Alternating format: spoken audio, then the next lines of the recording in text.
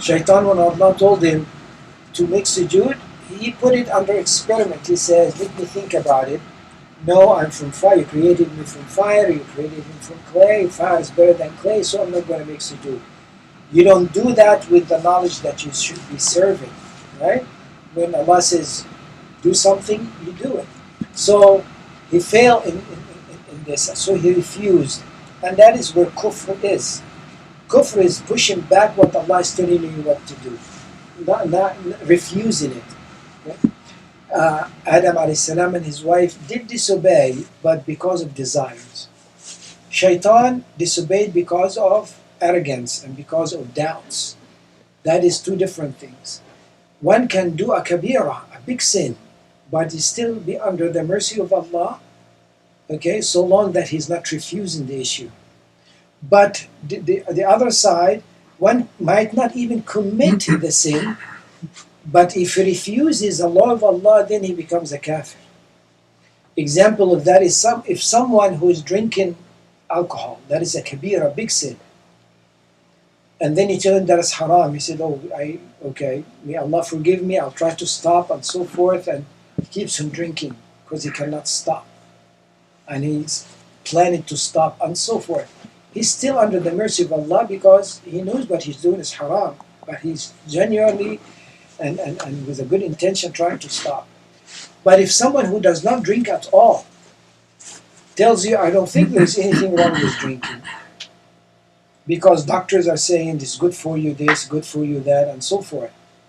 This case, this person is a kafir, becomes into kufr, because he's refusing the law of Allah, the way of Allah. Allah says this is haram, and he says no, it is haram, it is halal, even though he himself does not drink, right?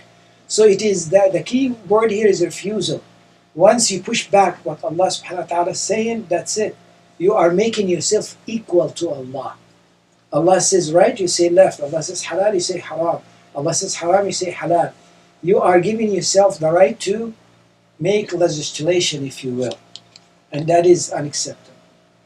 Now, a last saying here is about this is the dynamic between what Shaitan did with Adam a.s. and his wife. Because this story that's keep repeating in the Quran about Adam and his wife a.s.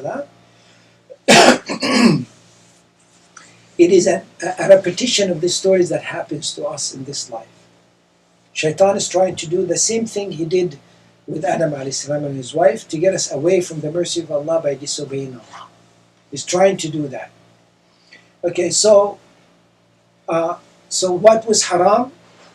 Getting close to the tree. So he wanted them to get close to the tree. So he used certain tools to get them close to the tree. Okay. You would think that he would maybe try to get them to think about or not think about the command, right? Make you forget about the command so you can get close to the tree. The opposite he did. He actually reminded them with the command, but made them curious about it. That's very important to know. Okay, that is one of the tricks of Shaitan.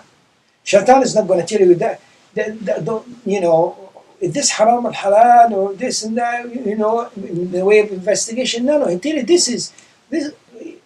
He told Adam a.s. and his wife, do you know why Allah told you not to get near that tree?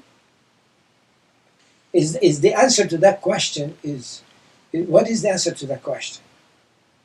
Should we put a reason? It is haram because Allah says haram. That's all there is to it. What the reason is, it doesn't matter. But he needed to get them curious about it. So he said, this is shajaratul khuld wa mulkin la yabla. It is the tree of living forever and ownership that will never go away. He used those two pieces of seduction, if you will. That life, okay, long life, and ownership that will never go away. Remember, this is the subject matter that Shaitan talks about and make waswasa about. This is the same subject matter, right?